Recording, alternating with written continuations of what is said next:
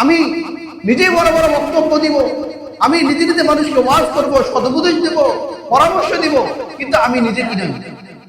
ঠিক আজকে আমাদের সমাজে সেটাই হয়ে, সবাই শুধু সবাইকে ওয়াজ করে, সবাই সবাইকে পরামর্শ দেয়, কিন্তু নিজের থেকে ঠিক হওয়ার কি নাই, মানে মানসিকতাই নেই।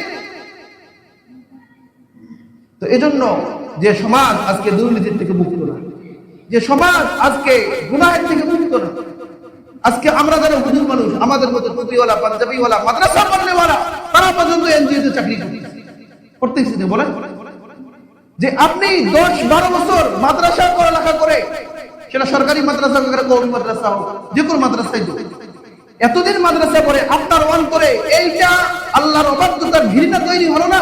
আপনি সামান্য রিজিকের জন্য হারামের পথ অবলম্বন করতে পারলেন, যেটা নাকি আপনার দরকার ছিল হাজারো মানুষকে এই পথ থেকে কি রাখা, ফিরিয়ে রাখা। কি বলবো যে সামান্য রিজিকের জন্য যারা করতেছে ওদেরকে আপনি হাজারো ওয়াজ করেন, কোনো কাজ হবে না।